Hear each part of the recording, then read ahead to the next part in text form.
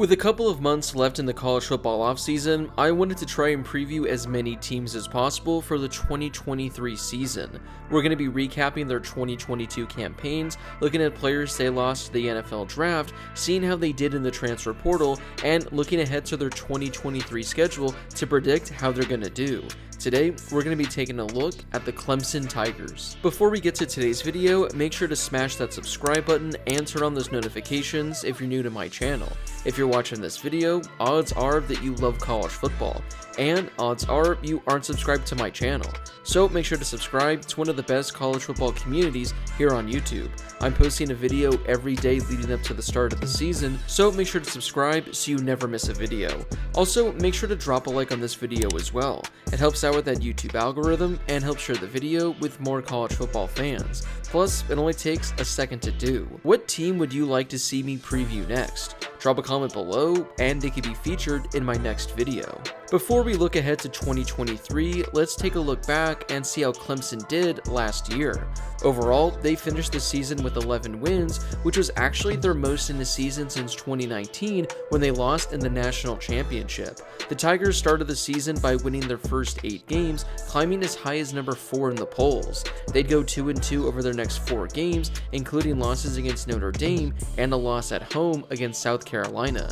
They still managed to make it to the ACC title game where they defeated North Carolina by nearly 30 points. Clemson faced Tennessee in the Orange Bowl where they lost by 17.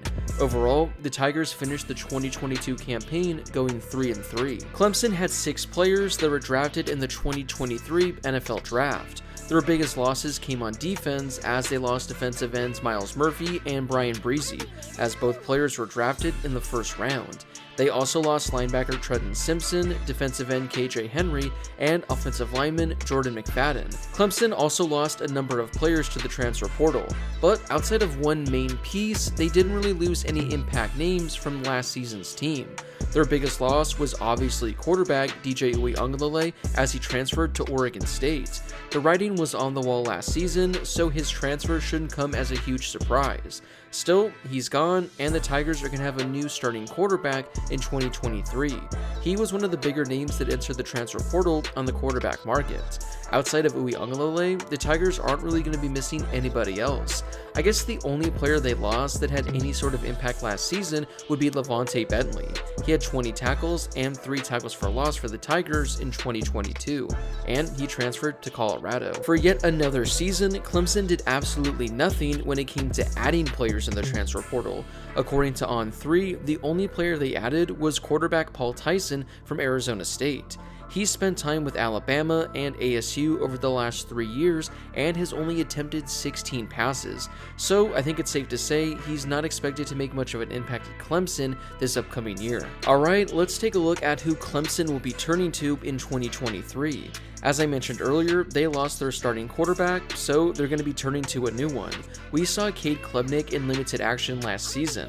Against North Carolina in the ACC title game, he completed 85% of his passes and had 300 total yards with 2 touchdowns. But against Tennessee, he completed only 55% of his passes with a touchdown and 2 interceptions. But he did have just under 400 yards of total offense. It's going to be interesting to see how he looks over the course of a full season, and if he's going to be able to be better than what DJ Uiagalelei has given them over the last few years. The Tigers will return one of the top running backs in all of college football in Will Shipley.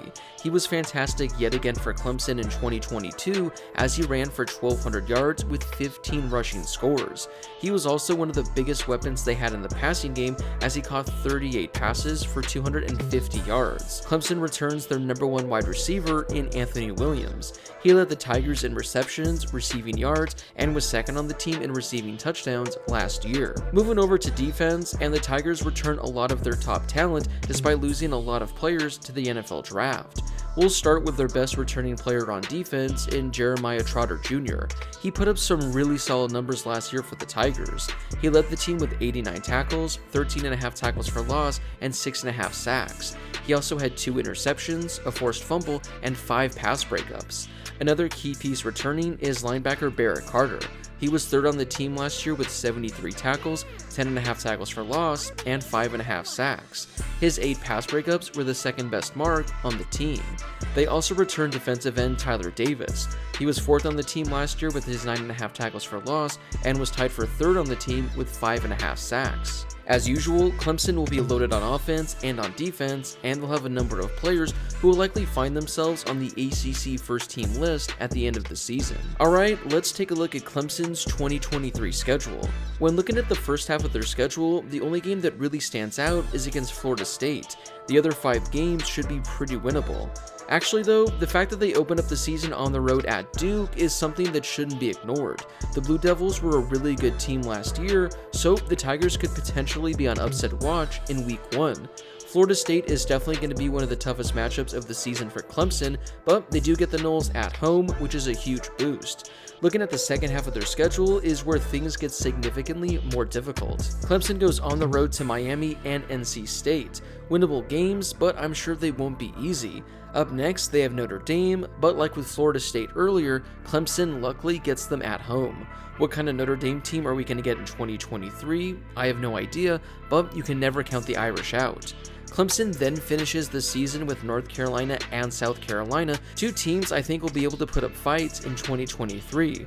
Overall, when looking at this 12-game schedule, I think it's pretty difficult for Clemson. Their over-under on wins is currently set at 9.5, which I think is fair.